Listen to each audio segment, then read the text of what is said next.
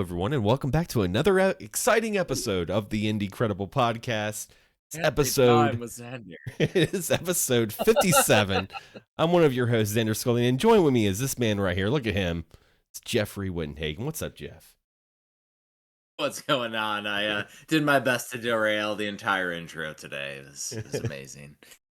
What happens when we record later in the night today? I have lots of little Easter eggs in my camera shot today for those watching on YouTube and on the podcast apps that allow video. Because over here there's a little transformer back there, big one. Ooh, big one. And then this time Donkey Kong is undercover with a Tommy gun, one of Kyle's Tommy guns. I see that. And I was gonna say, is that the Kyle's Trials this week, or is that just an appetizer? Used them before. We've used them before. It's a teaser. Oh yeah. So I figure with Kyle's Trials, I'll start bringing out some random games since I have a million of them over here. This one's a cool one. I don't know if you've ever played it. It is Mega Force for the Atari 2600. Ooh.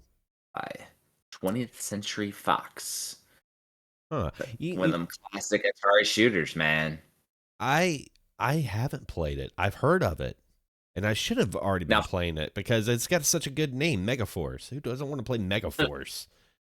And of course, it's based off of like a movie back in the 80s. And, it says on there, deeds, not words, Xander. Deeds, not words. Like, it's ridiculous. Like, I love it. 4 levels of play. So you get to like click the little toggle and it probably makes there like 2 ships instead of 1 or something.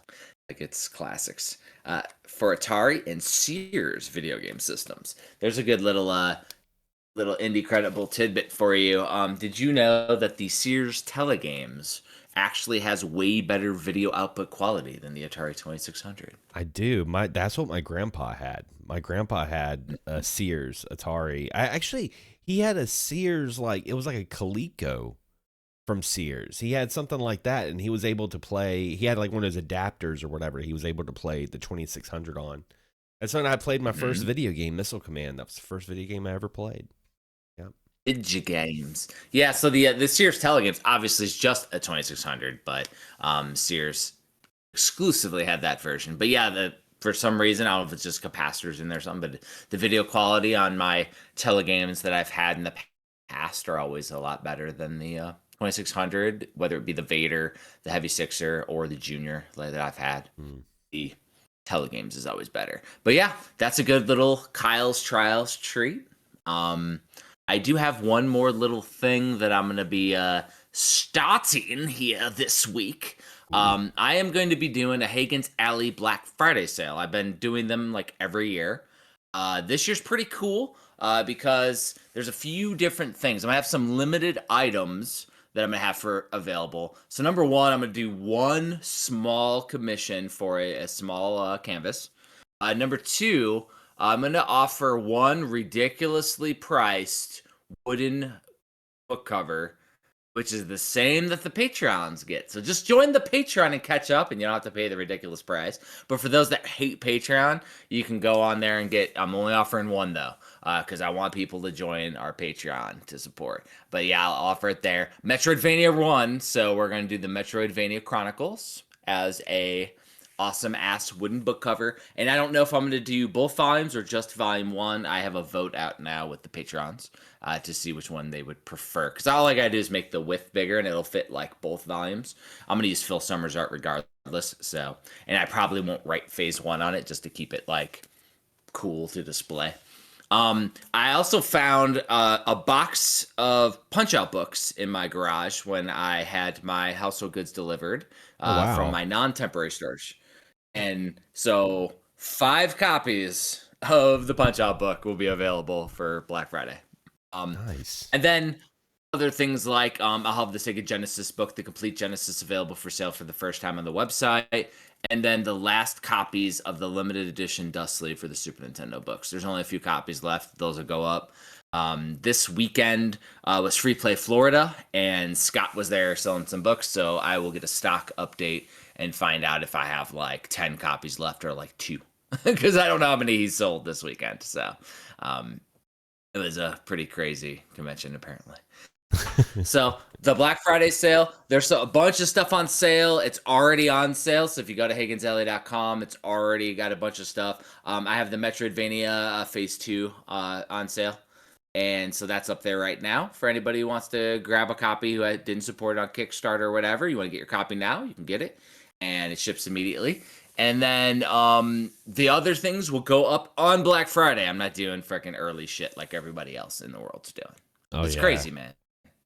Time's already going by fast. We're already almost at the tail end, or we're pretty much at the tail end of 2025. So, yeah, it's kind of crazy. And what else is crazy is we had a randomizer this week that both of us couldn't. You skipped along again. Which randomized our script again. You missed something. What did I miss? Something was released that we found this week. Oh, that's right. That is right. A Super Nintendo homebrew that it's pretty ambitious.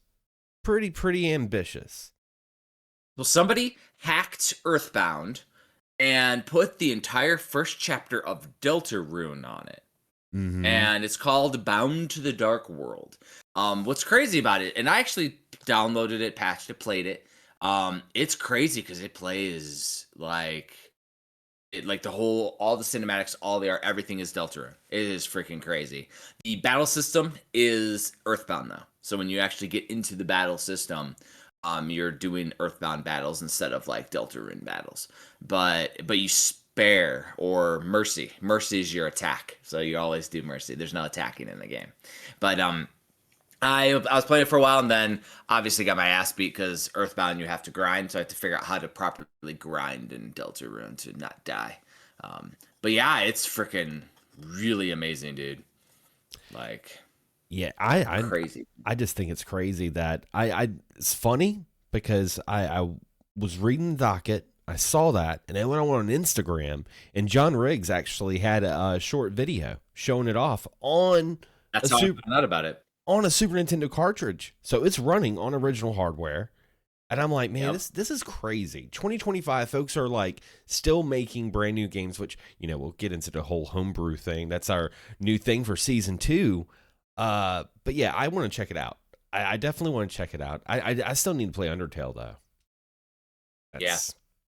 And Deltarune. Yeah. Yeah. Yeah. I mean, my daughter and I did the whole extreme pacifist or ultimate pacifist mode, true pacifist mode, which you get a separate ending for when you go through.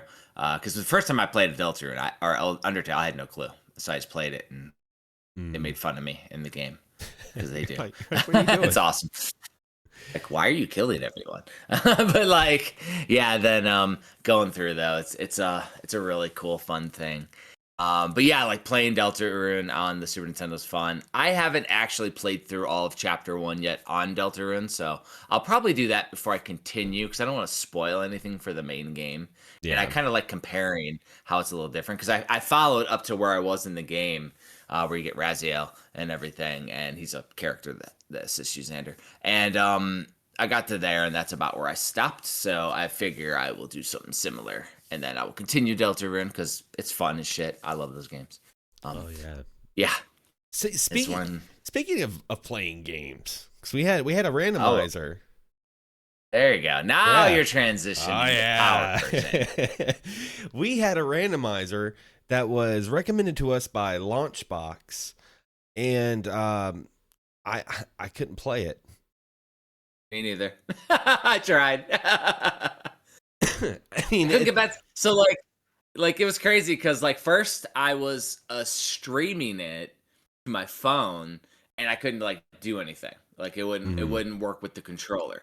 So then I was like, fuck it. I played it on my computer where it's installed, like over here. Right. I couldn't get past the title screens. Like I go to the title screens and it just like shows Japanese and doesn't let me continue. So I'm sure there's like a way to get it to work, and I mean, if we reached over to Lunchbox, he probably would have showed us. Yeah, yeah, it was probably something that we weren't getting, but it kind of made it did kind of make me feel better when I was looking at the docket, and I saw this.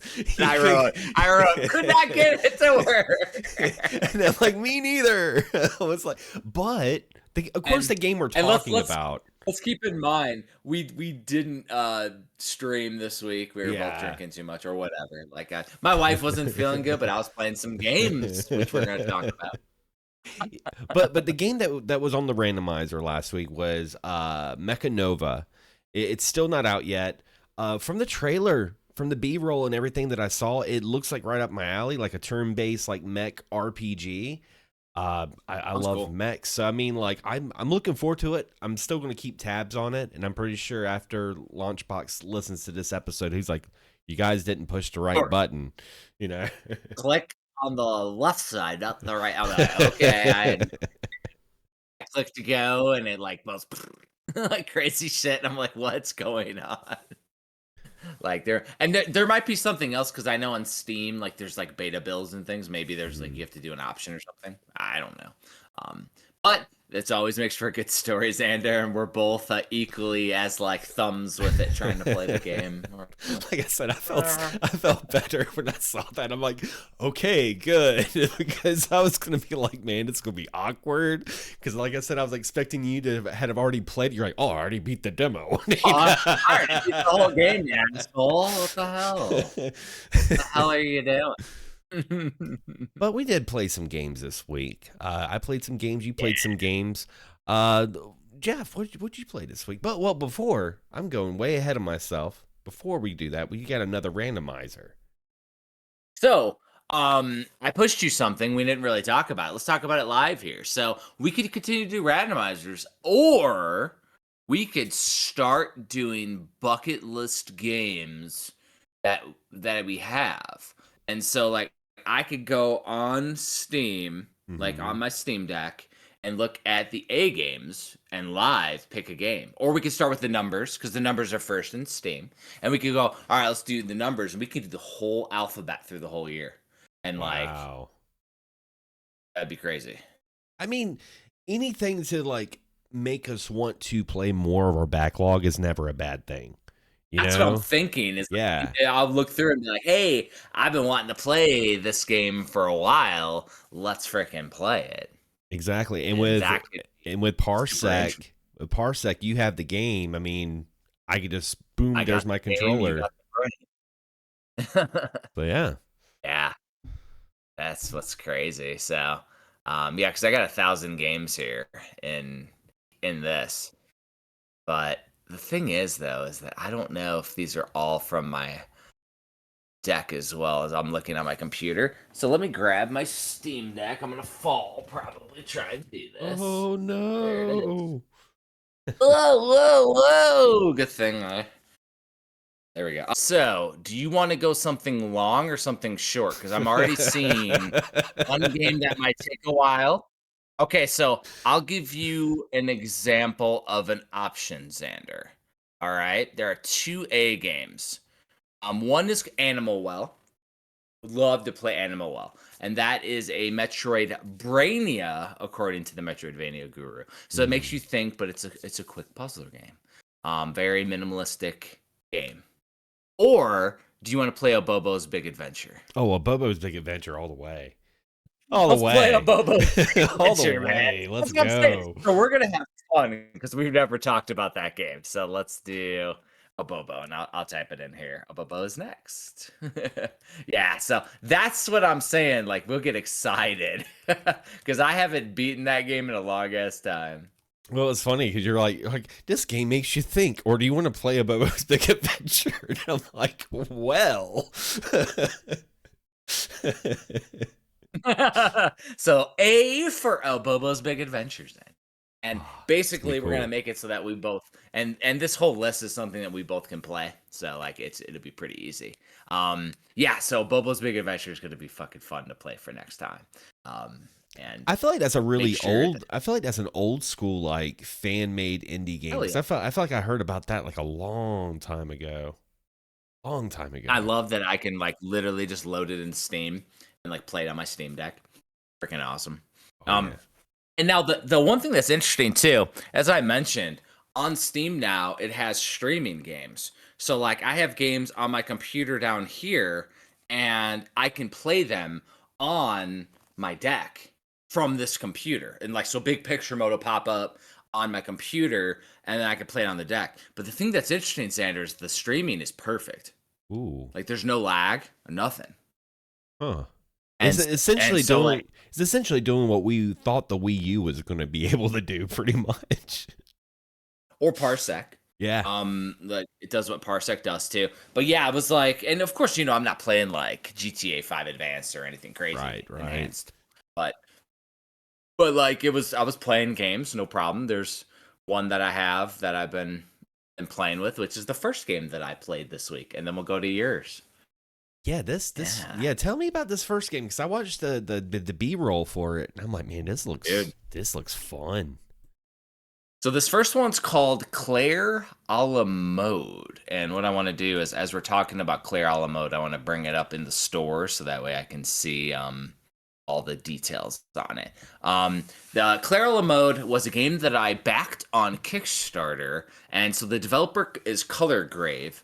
And they have done some really, really cool games. Back when I ran Premium, we actually signed a Color Grave game to release, which was really fun. And then there was 2 others that were like Zelda games that I wanted to sign. So the game that they signed was Curse Crackers, which is a platformer, and you do like lots of acrobatics and shit. Game's awesome. I love Curse Crackers. That's a good one. And then Prodigal and Veritas are both Zelda-style games with a heavy emphasis on puzzles, which is really, really, really cool. And apparently there's another game called April Grove that I wasn't tracking. That's only a couple bucks, so hopefully it'll go on sale. But the newest game is Claire a la Mode. I think it was just released on November 17th. And so I got my Kickstarter backer copy, and I've been playing it, and it is insane. Now, if you watch the B-roll and see how fast they move, I'm not moving that fast. Like, I'm like slow as shit going through this game. Like, I'm like going through and like slow and enjoying myself. But it's really not like NES hard painfully. And more so, you got to say like Game Boy Color. Because it has like more of a Game Boy Color palette aesthetic, which is Color Grave's signature that he does with a lot of his games. I like that. Yeah, it's a really fun platformer style. I haven't gotten to any of the bonus games because there's like pinball and some other stuff that you can do. I haven't gotten to a lot of those yet. And then there's like 7+ unique playable characters. I think I've only gotten like 2 characters so far. But it's like fun as shit. It's the like talking and it's hilarious, and I'm going to continue to play. There was a patch that just came out the other day, so I wasn't able to play it when I wanted to today, and so that's when I played my other game. But right now, let's see. Claire a la Mode it has an introductory offer for $13.50, normally $15. It's not bad. And so it's not bad. Not bad at all. You could buy a bundle with Curse Crackers for $20 to get 2 games, $10 a pop. And I do recommend Curse Crackers. That's a really fun platformer. Freaking awesome. Yeah, that was an easy one to sign. Like this guy, Color Grave, the developer, is super talented. Like I like everything this guy does. He's awesome. Hell yeah. Speaking of awesome, Xander, what's the first game that you played? Oh my gosh, this game! So we talked about it. I think it was last episode. We talked about Ball X Pit, and I was like, you know what? I'm gonna sit down and really try it out. And it has consumed me. It's become pretty much like my game of the year. I would say like your life. That's how crazy it is. Your existence is now Ball Pit. Yeah, because it has that, addictive aspect of like Vampire Survivors. And, it's got the roguelike. I think the main part that was making me nervous was building the town.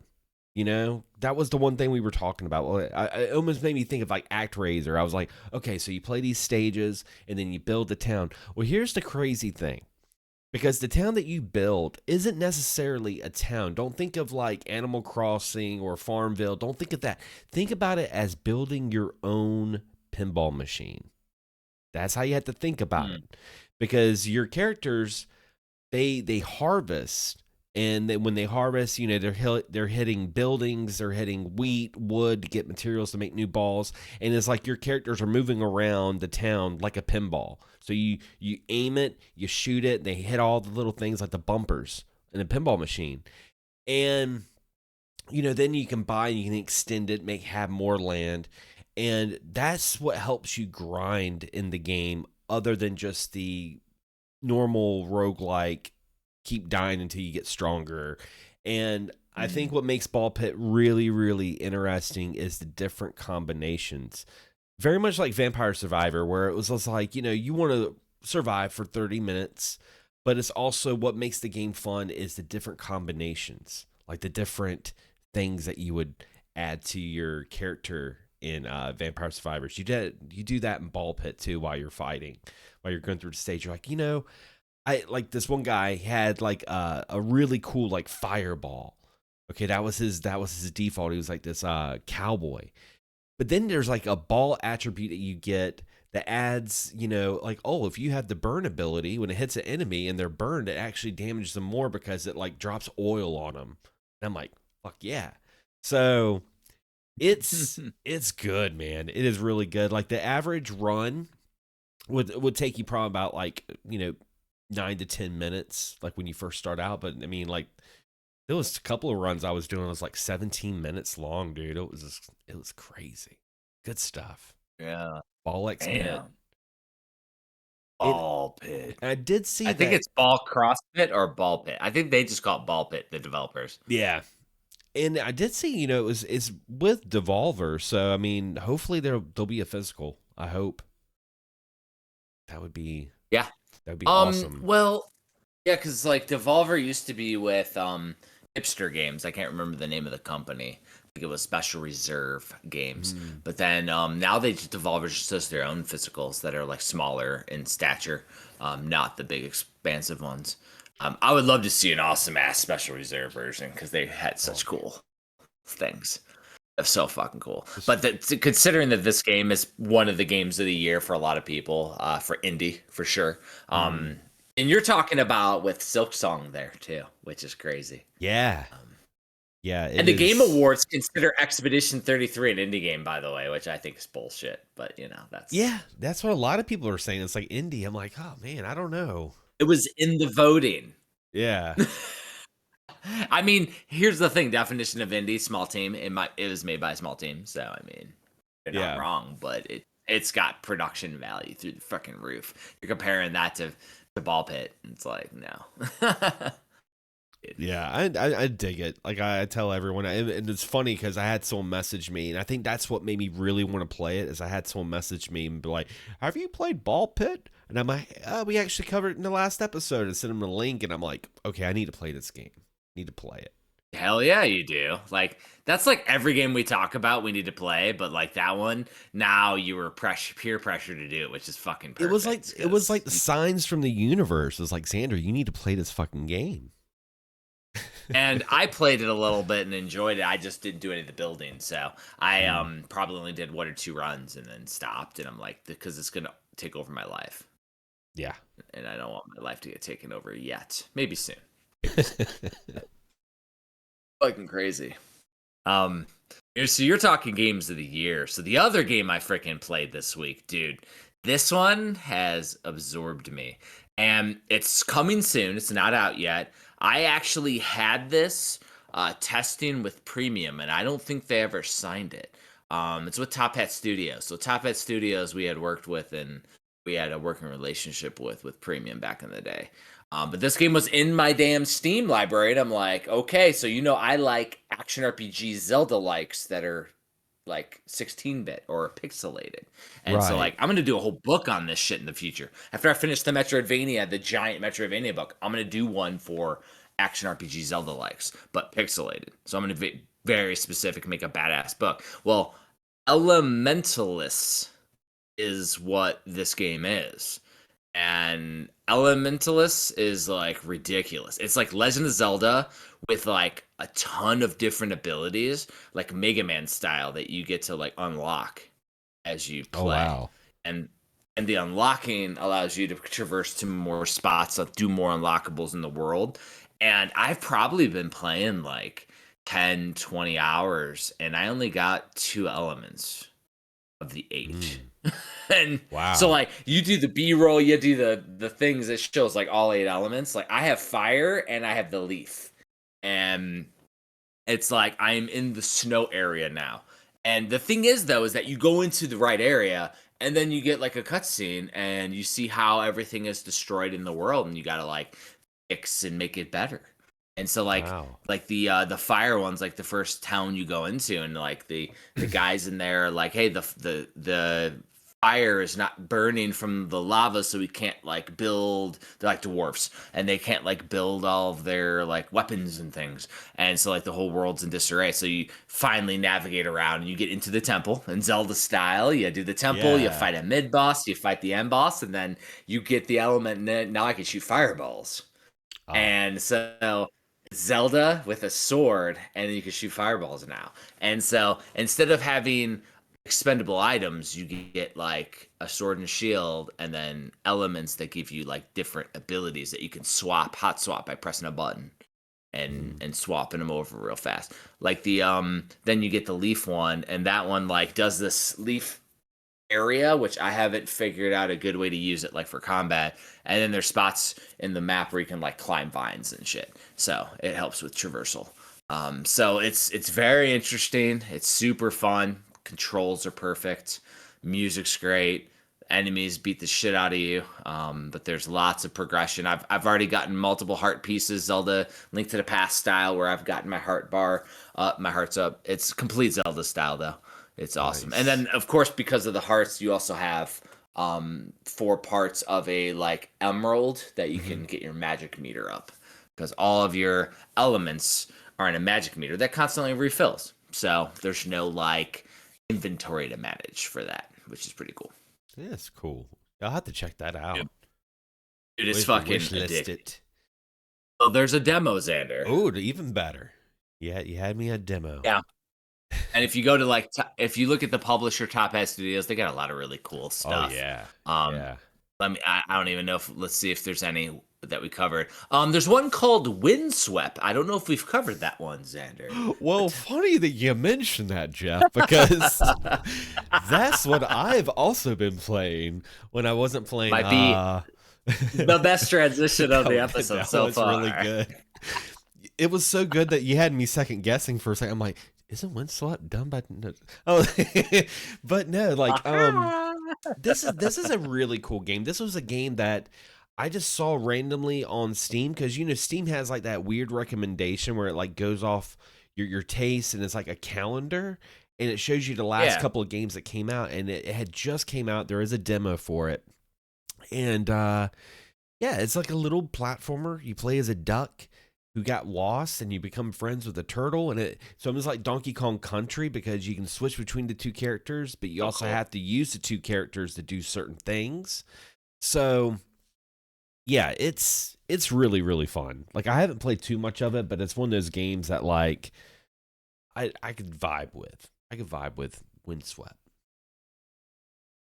Well, and what's cool about it is like I'm sure it's probably in our list of games, but it just was released in November 11th. So we're like months freaking behind on our game episodes. Like we added Ball Pit last week because it was so like popular. But like Top Hat has some bangers, and that one looks really cool. Like I like Windswept, and the fact that you played it's really cool. I mean, the Crypt Custodian was released with Top Hat Studios, and Crypt Custodian is an excellent game. Oh, there he goes. Yeah, he fell just... back. He fell. He's drunk. Go home.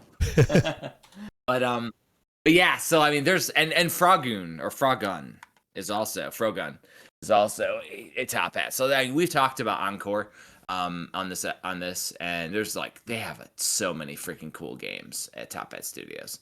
Might be worth actually going through and wish listing some of their games that I don't already have on my wish list, Xander. So perfect. Oh yeah, and speaking of wish list, because folks, oh god, here we go. We're going into the new noteworthy. Here we go. And we actually got a couple from last week that we didn't get to. Yeah. Because, my slow ass in the mornings, you had to go to work. So like, I had to cut it. So this one might be a little bit of an extra 15-minute episode or so. Oh yeah. This first game's called Deadly Days Road Trip, which is like fucking crazy. I don't even know what this is, Xander. Oh yeah. Yeah, I'm looking at it right now, and it's a really interesting Vampire Survivors like kind of. I mean, it's definitely a twin stick shooter. And you start out playing as a banana. You got different characters you can unlock, and it looks like it's very resource heavy. Like your inventory, the things that you carry, almost like how they did Resident Evil 4, going back to their inventory where it was almost like a puzzle within itself. So that's pretty nifty. I think that's cool and makes it kind of stick out a little bit. Yeah, it's also interestingly, this developer's done a lot of games. Pixels Split. They did a game called Tales of the Tiny Planet, which was like a Switch one back in the day. That was like during the early heydays of the Switch, I remember. The game itself, though, it just looks like it's chaos. Vampire Survivors like. I like that your inventory loadout is like Tetris to make it all fit. Yeah. Like you just gotta kind of figure it out, which is kind of interesting. I wonder if you have to do it like on the fly while you're getting attacked, kind of like Zombie U or whatever. Ooh, that would be crazy. Fucking chaos. It'd be fucking chaos. It's just, can you survive the journey, basically? And you have a 2.5D pixel zombie apocalypse. And they show the character in a banana suit, but there's also Santa and a Reaper and chicken suit. So you get like tons of different little new survivors that will also unlock. So this says find survivors, not vampire survivors, Xander. It can't be vampire survivors. Zombie survivors. It's not the same. It's not the same. So this game is $15. The lowest it's ever been is $9 so far. So basically right now, it's in early access. So I will put it in my wish list, Xander. Yeah. It looks fun. It's very, very colorful, cool. Very chaotic. It looked like it'd be a really fun game to stream as well. Yeah. Talking to the chat while everything's just going crazy, because this next game's kind of crazy too. This next game, fucking insane. Yeah, I'm gonna try to see if I can pronounce it. But yes. All right. Enter the Sonic underwater theme music right now. But anyway, Conru Dimensions. Man, you didn't even get the second part right. It's Dimension Girl. Dimension. Oh, I was like reading it. I'm like, Dimensions. I need my glasses. But yeah, my glasses. This game looks fun though. It looks like a side-scrolling platformer, very colorful, action-packed, action-based, 100%. They've done quality of life updates in September, and it's just freaking crazy. It's like action-based crazy chaos. There's attacks with runs, and like it just looks insane. There's people streaming it right now where it's like you have like the pixel character that goes on to like a player model, and it's like 3D or something. Yeah, it's really insane. I don't get it, but I guess it's not for me to get. It's for us to get when we play the streaming, Xander. And I love the soundtrack too. The music's really good.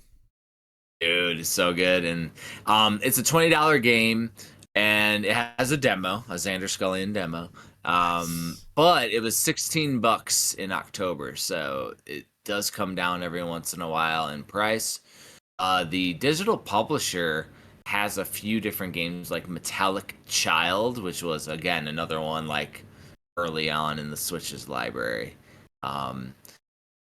Allen Japan also defaults to Hike Games, the developer. So the the actual or the publisher. So the developer is a pretty small developer here, Allen Japan company. So it's a Japanese developer. So and what does people say, like only good games come out of Japan or something? Like I don't agree, but yeah, it looks fucking cool. Definitely want to play it to see how it plays though, for sure. Yeah. Yeah, Like, it's got to be yeah. buttery smooth. And it's on my wish list now. Now we can move into this episode, Xander. We did remove one because I think there was a game that we covered before. I Yeah. think you noted it. Yeah, for sure. This first one, though, is on sale for 50% off. It's one that I've played in the past, and it's called The Adventures of Pip. And what's cool about it is you get to switch between characters. So you start with like a little pixel character that's like a block, literally like Atari. And then you collect a little power up and you become 8-bit, and then you become 16-bit, and then you become like 32-bit. And a 32, because the world's like 32-bit. And then there's like super high graphical like bosses and crazy shit. Like this game is crazy because you continually move between the dimensions in order to progress this platformer. That is really, really cool. I've played some games that they kind of dabbled into that. They kind of dabbled into like a game being very basic and progressively getting better graphically. But I mean, this kind of cool. This is really cool because it makes me think of it was a platformer on the PlayStation 1 called like Adventures of Ralph. I believe that's what it's called. Yeah, it gives me like Adventures of Ralph vibes. Of course, but this is Pip. Yeah. But yeah, it's very, very similar. I'm like, man, this looks dope. Looks really, really good. Well, and the cheapest price it's been is $2. So if it ever gets down to $2, we will cover it again on our budget section, because like, oh yeah, if it goes down to $2, we'll let y'all know, because it was $2 in March of this year. Because I have a little Steam DB like there's like a little thing that you can add to Steam, and it tells you when the lowest price was. It's a little like little extension on Google. So that's how I'm able to see that, by the way, if you were wondering, for the listeners, because I started doing that last week, and it goes into what we're going to talk about in our budget later. It's just fucking crazy, by the way. Like, it's insane. Speaking of crazy, Xander. Okay. This next game is Quantum Beast. Now it's $5.99. Let's see. Does it have a demo? It doesn't have a demo. But looking at some of the clips, yeah, this is like a third person action hack and slash action fighting game. Yeah, it looks great. I like the art style. Ridiculous. Developed by Raiden 5 or Raiden V, and it was released in September. As you said, it's a $6 game, but like the fighting style though seems very stylized when you're looking at it, when you're playing it. Like the combos are like crazy. You can like juggle enemies in the air, like beat the shit out of them. It's like every character is like freaking Fox from Metal Gear Solid. Like they had that swagger, that cyborg ninja kind of stuff. Looks cool. It does look awesome. And I mean, are there multiple characters, or do you just switch weapons and sub weapons? Because I think you get like multiple weapons and sub weapons to bring variety. It just looks insane. Unfortunately, it's only a single player game. So, yeah. Yeah. But it looks badass. Looks like it was inspired by Ninja Gaiden and God Hand. I'm like, oh, God Hand, okay. Oh, God Hand was cool. That's fucking crazy. That's an automatic wish list right there when they mention God Hand. God Hand, freaking classics.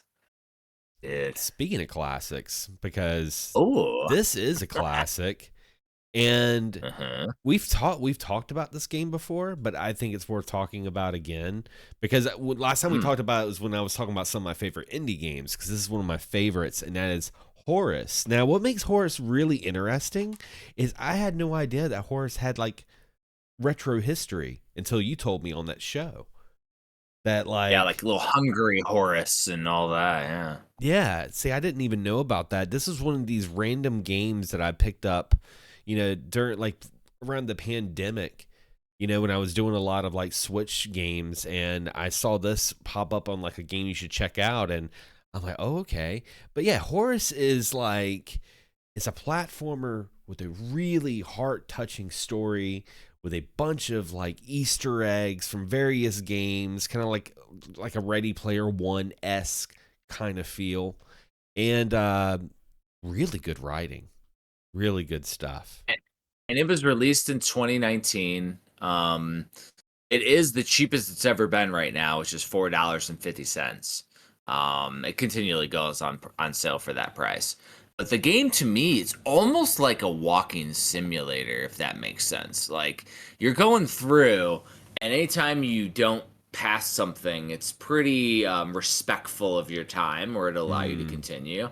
And then like the entire like thing is very like British chill humor. yeah,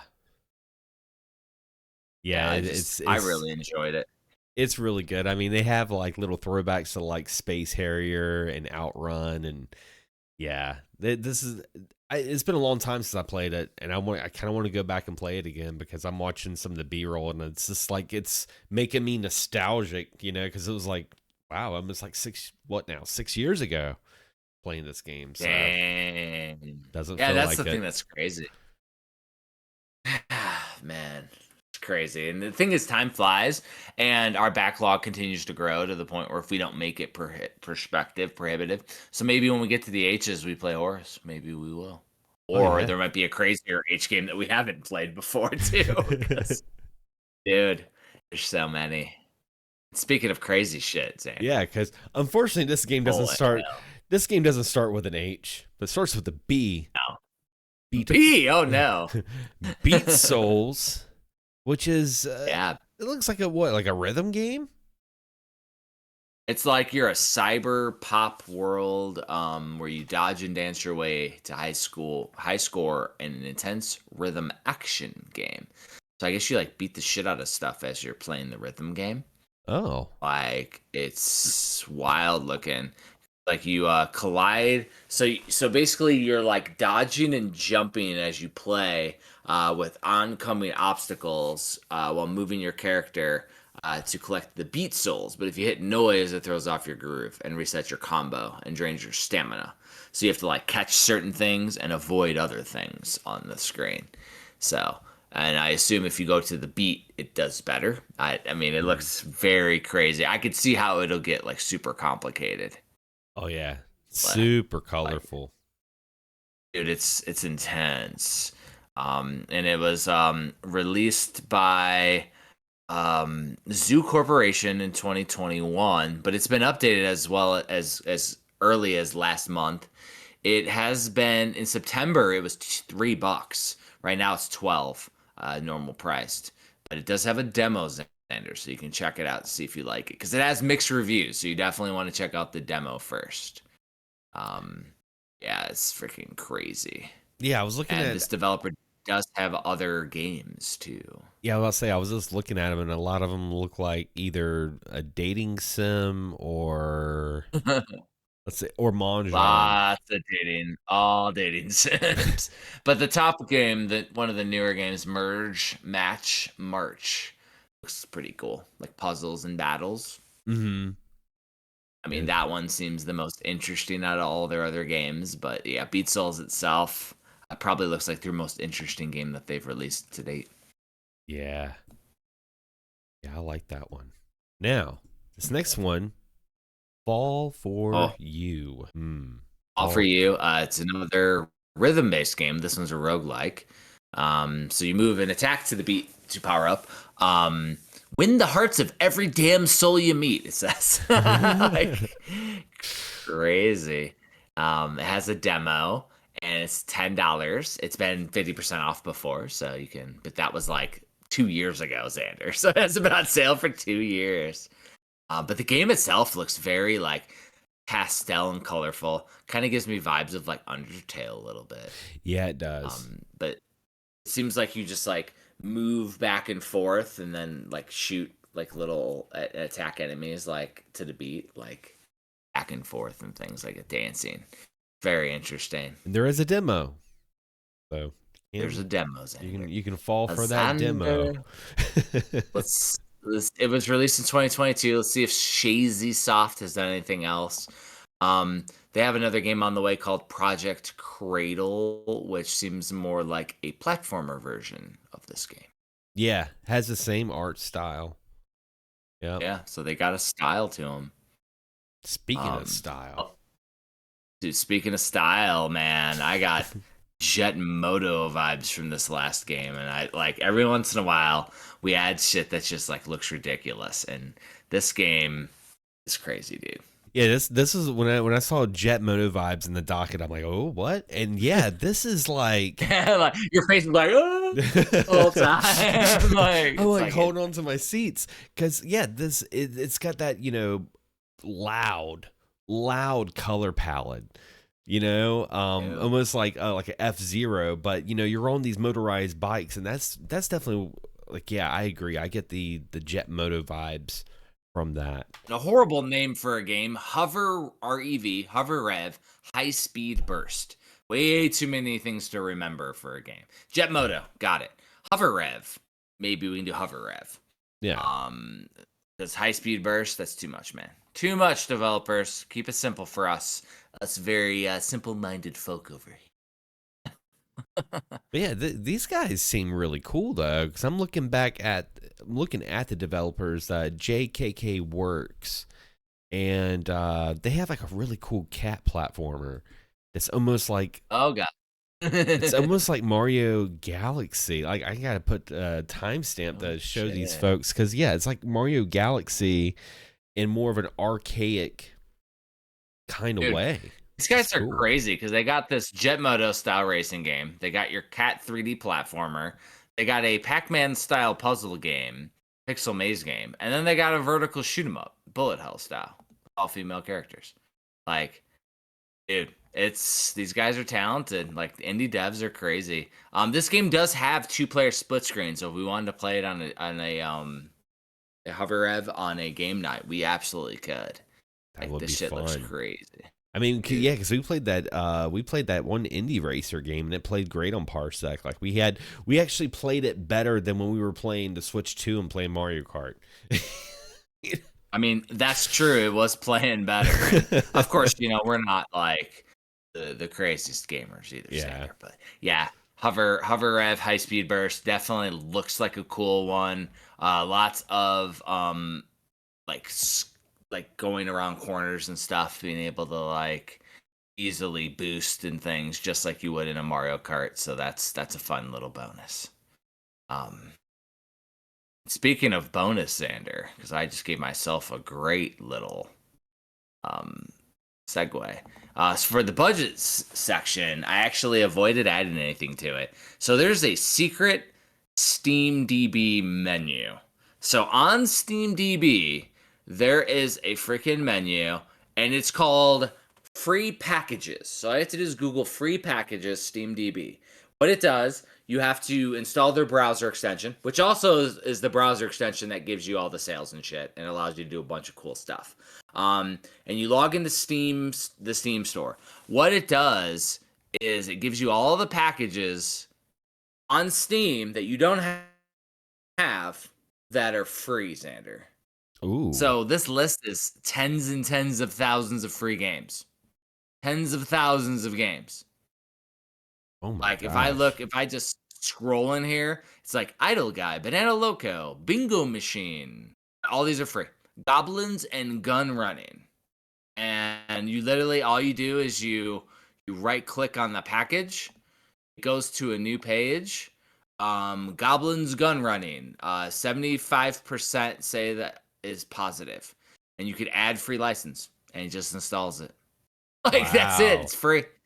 All free. Tens of thousands. So what I've been doing, because it says, do not click activate these packages now, because what it'll do is it'll activate every single game in your Steam and slow it the fuck down. Ooh. So don't do it.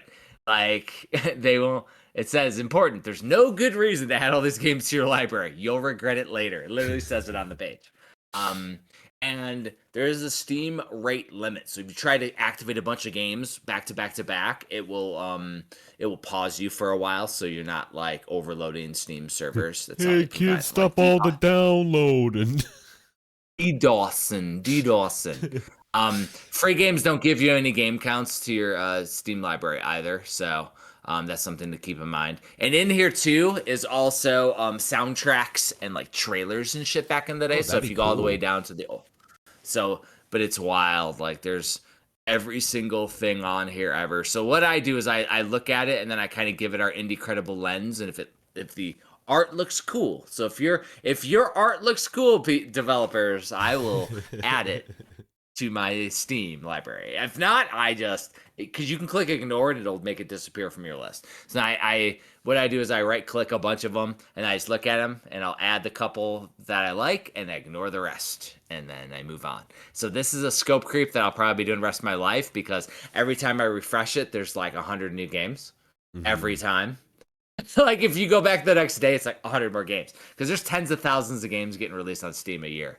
So it is the never-ending story, Xander. Like that is the next scope creep for your backlog to make you never find time to play every game. It's amazing. Oh wow. Yeah, that's Dude. it's incredible. Now, It's wild, and you didn't even know that I was bringing that up because I didn't even put it in the. I was like, "What? SteamDB?" But yeah, SteamDB menu, get every free game ever.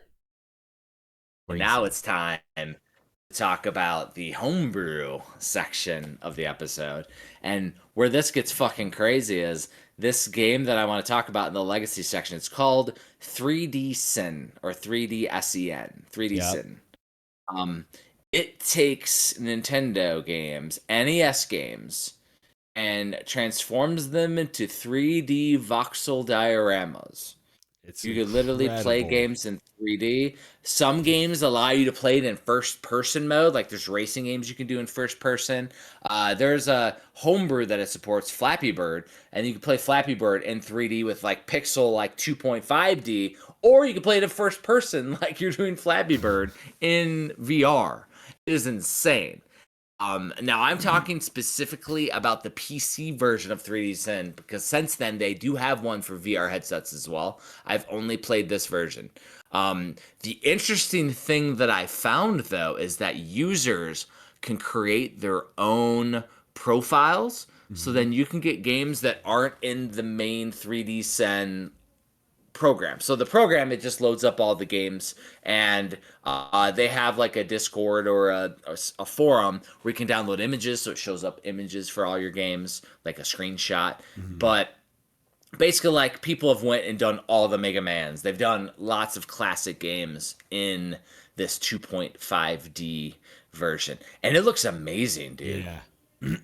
It looks really good. Like I heard about 3D Sin probably about 5-6 years ago, and I downloaded it on Steam, and I think I played like some Castlevania or Super Mario, and I was like, oh, that's kind of cool.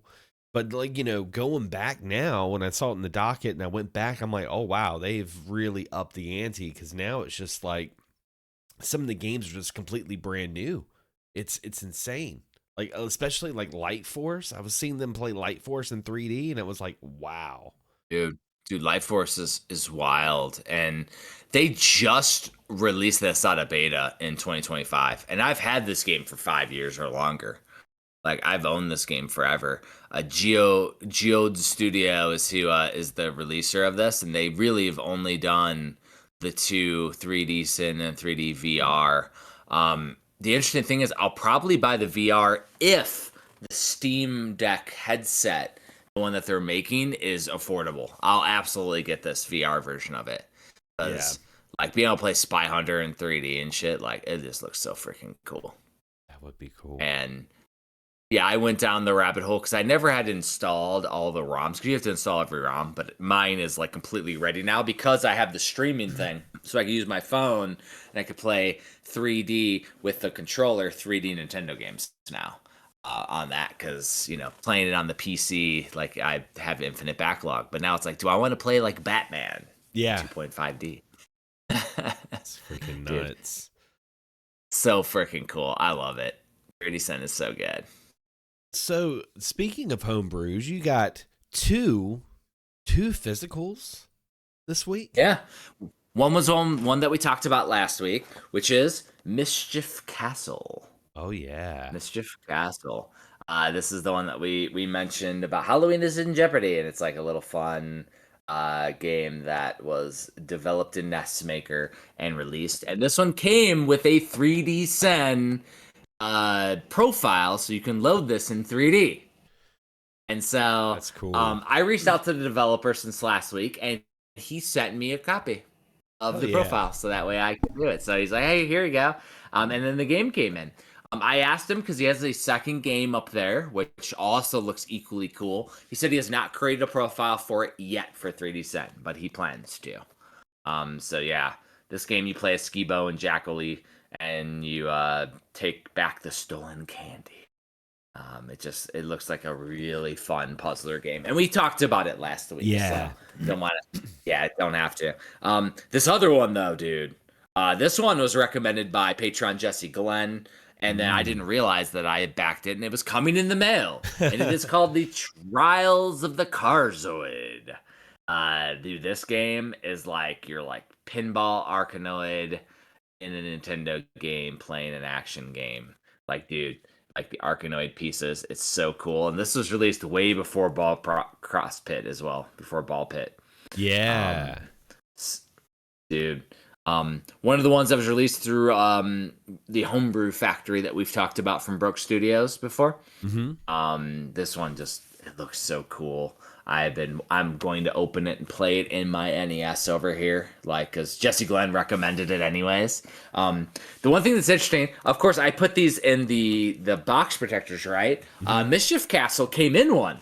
So they actually put it in a box protector when they shipped it. I was like, I do love when developers take the extra 50 cents and put it in a protector to hopefully prevent it from getting damaged. This one arrived perfect, by the way.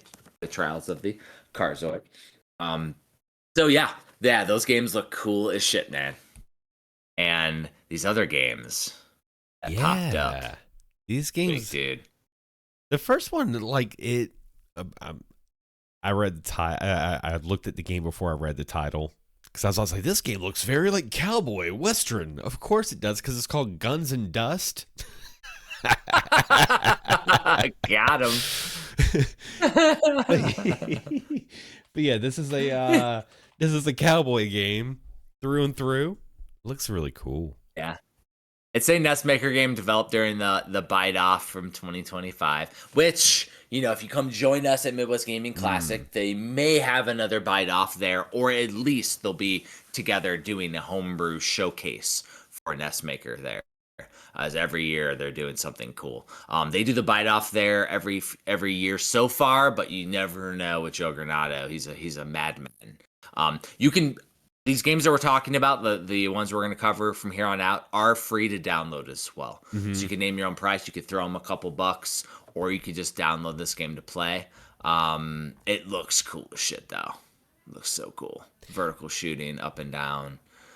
It just has very simple. It reminds me of Gun.Smoke on the NES. Oh, yeah. Just from the vibe. I mean, to me, it's like those are like cool as shit. Yeah, and this one also gives me some like real retro vibes. Wheelman, and again, it's you guys can download this game, throw the price that you want on it, because you get over 30 levels, 3 playable characters, secrets to be discovered, in an NES black box charm.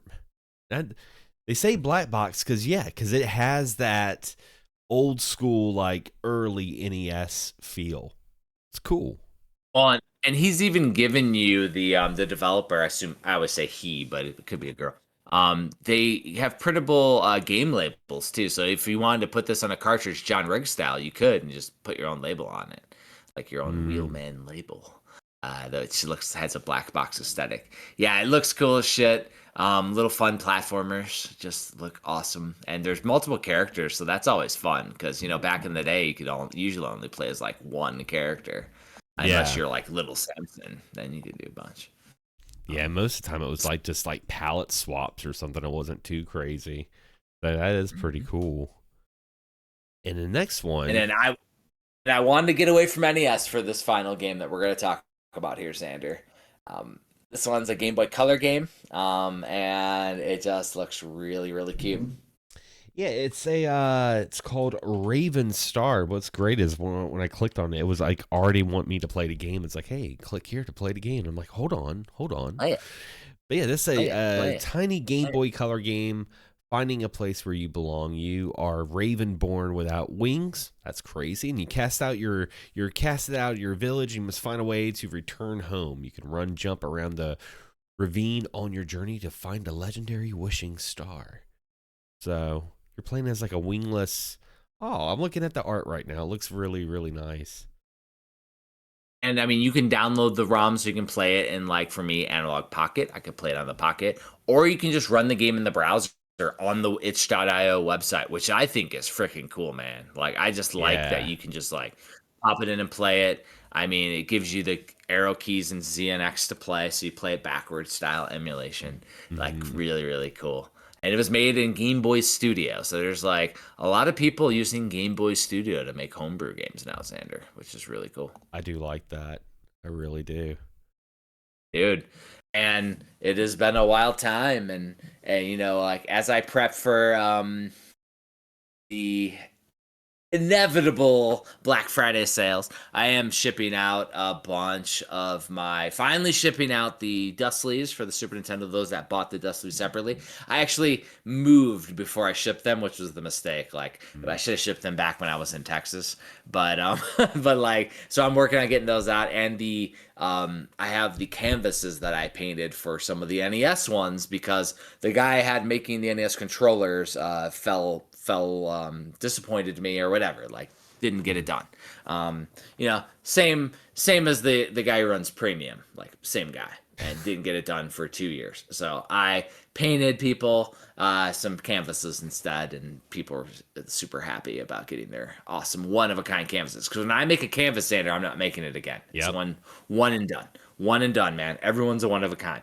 So the one I'm working on right now for Lunar, it's gonna be one and done. The little pixel art characters, yeah, I'll make those. Those aren't bad. But like, if I make a canvas, like, that's it, man. I ain't Yeah. doing it twice.